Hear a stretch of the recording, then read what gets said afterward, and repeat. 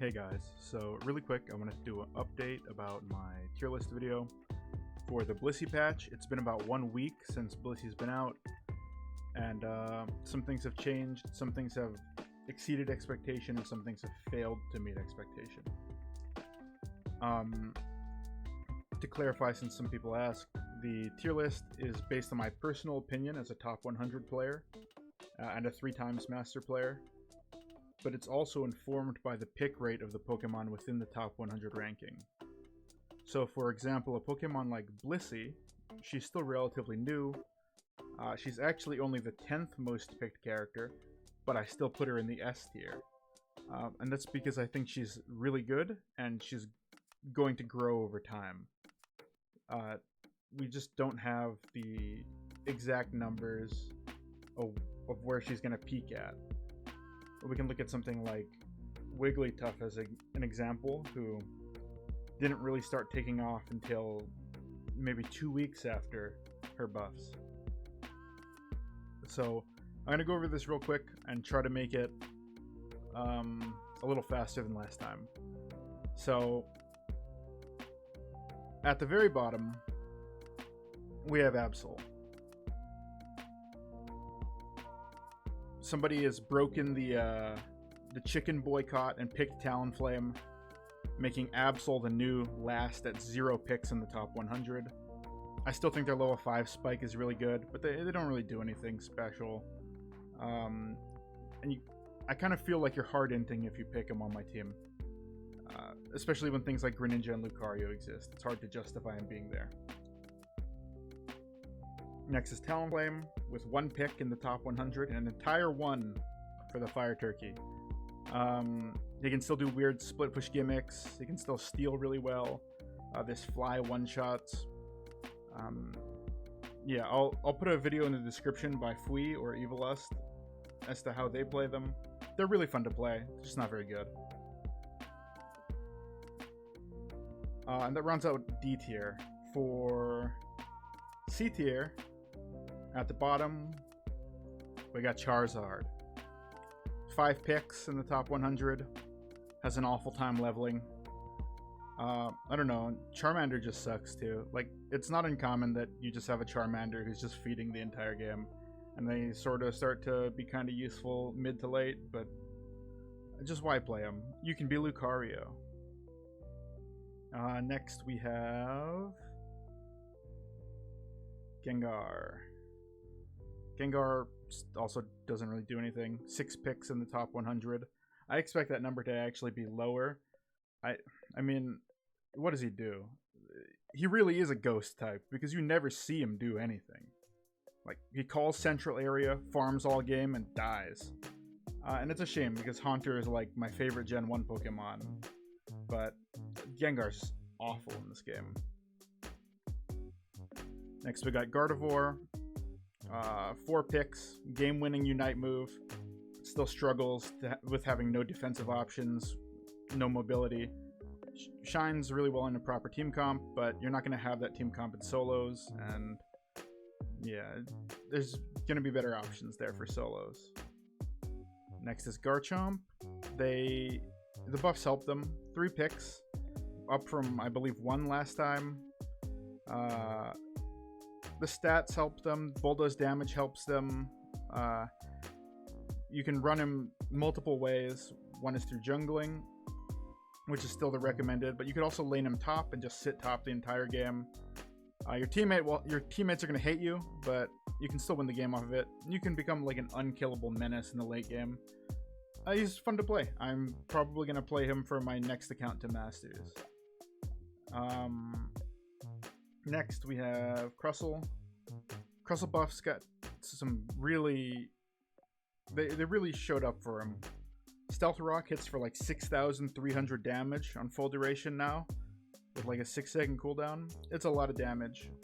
You can still do X Scissor, Shell Smash, Bullying. 4 picks in the top 100. Unite Stadium's competitive analyst, Enhoff, recently posted about how she plays them with Potion, and I tried that out and it was really fun. So yeah, Potion Crustle might be kind of fun in solo queue. Next we got my boy, everybody's brother, Slowbro. 6 picks, still has value, but I have no idea why they would destroy Surf like they did. CC is still great, but it's just really a shame. And it has unintended consequences, which we'll talk about later on. And that runs out C tier. Next we have the B tier. At the bottom, we have Pikachu. Pikachu, we talked about it last time. They had 10 picks this time, which is a decline since the last time. They lack defensive options. Thunderbolt's inconsistent. Unite is only an okay Unite move. They can't even really run Muscle Band to get auto attack damage in, because if you're close enough to auto attack, you're probably getting smoked, and you have no defense besides Volt Tackle. So you sit on the outskirts and spam Electro Ball. It works, but I don't know why you would put yourself through that when you can play Cramorant. Next we have Mr. Mime. 10 picks, up from 4, so shot up quite a bit. And there's a lot of Mr. Mime 1 tricks showing up.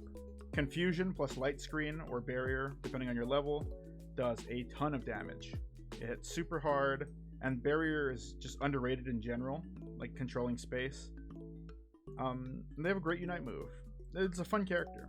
Like, you'll enjoy playing them.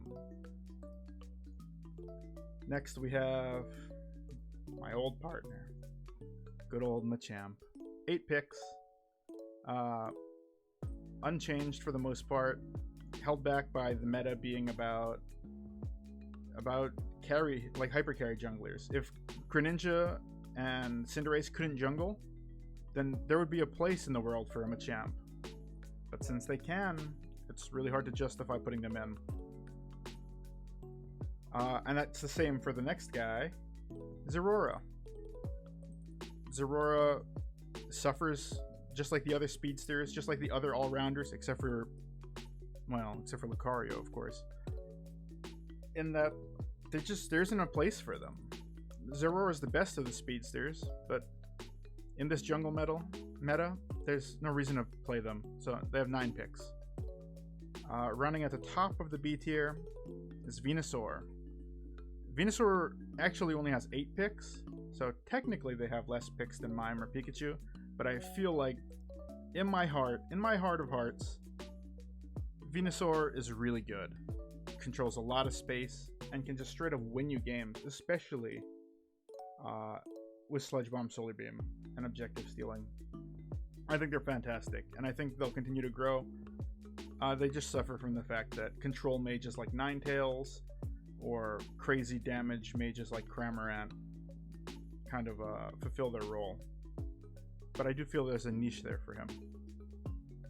Bottom of A tier, we have Cinderace. Cinderace had 22 picks, down from 45. So the former king of the game continues to fall. Greninja has now thoroughly outclassed them, but they still have some uses. They benefited a lot from Blissey's helping hand, so that's a comp that you can kind of run. They still front to back better than Greninja because of things like Blaze Kick, and Feint is still pretty great too. Unfortunately, this benefit is kind of limited because the game is blind pick. If it was draft pick and you know they're drafting like a heavy front line like Wiggly, Snorlax, and stuff, and they're being like backed by like Degas and maybe an enemy Cinderace, you'd probably feel a lot more comfortable going Cinderace over Greninja. But since it's blind pick, it's really hard to justify putting the Cinderace in that slot. Maybe you'll see it in like tournaments, but I would stick with Greninja for a solo queue. Next we have Ninetales. Ninetales is still great. They lost their free bush vision from their passive, but their control aspects remain unchanged, and they're just great. 24 picks. Next we got Cramorant. 26 picks, unchanged, and they're the best damage mage in the game. And they can really commit in lane to making you have a bad time if you're against them.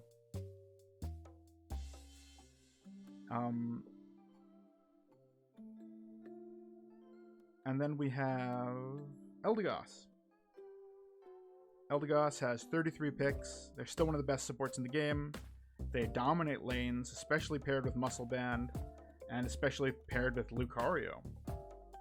Lucario Eldegoss is just really painful to lane against.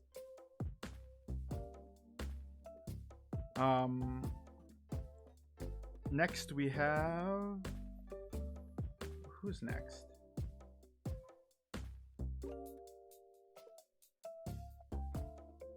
Oh, of course.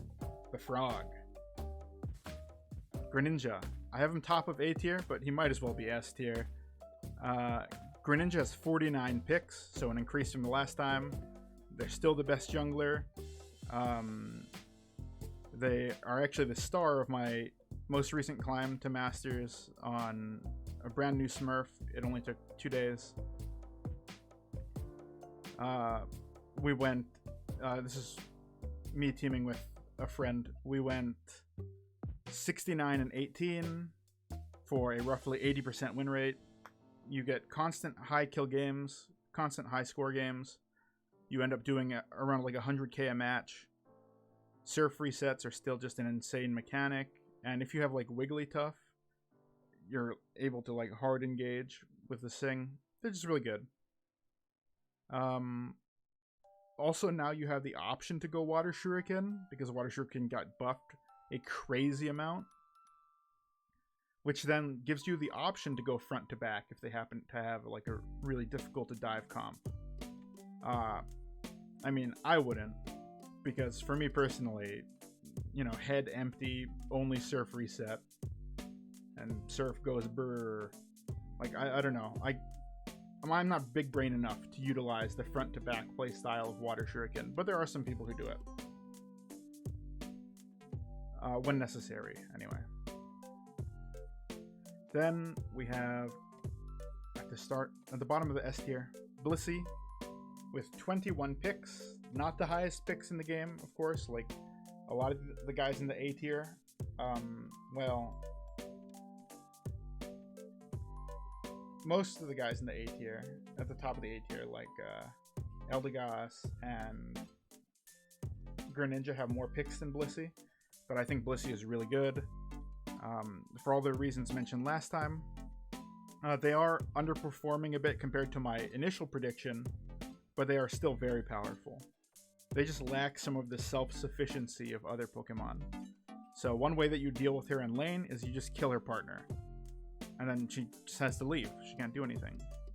They're still one of the best picks in the game, though, and if you pair them with Wigglytuff, you're in a really good spot. Yeah, so S tier, they're just outshined a little bit by another pink blob of war crimes that we'll talk about in just a moment. But before we get to them, we have Snorlax. Snorlax is fantastic still. 44 picks. So Snorlax actually increased in picks after his nerf. This is likely because Slowbro got just massacred. So they're still a strong Pokemon. Block is still maybe like the best move in the game. And whenever I see a teammate lock in Snorlax, I feel a lot better about the game. Above them, we have Wiggly. Wigglytuff is insane. Just an absolute criminal. 52 picks. So the second highest picked in the top 100. They were banned from GG Tour, banned from Floatstone, banned from TGS. I believe they're banned for the upcoming Summer Splash as well. Part of this is because their Unite Move bug is still not fixed and actually got worse after the patch. But also, I think they're just busted. Like, they enable an entire different game plan. They have too much defenses, and they have too much offensive pressure. Wigglytuff's really good, and it's almost auto-win if you have them on your team and the other team does not. It's really hard to deal with Wigglytuff. And last but not least, the number one, once again, rounding out the top of the game, the strongest, at 59 picks, almost 60 picks. And almost every Lucario on the ladder in the top 100 mains Lucario. Like, if you see a guy who has Lucario as one of their top Pokemon and you check his match history, it's all Lucario. So, yeah, guess what? At the top still is Lucario. Fuck Lucario.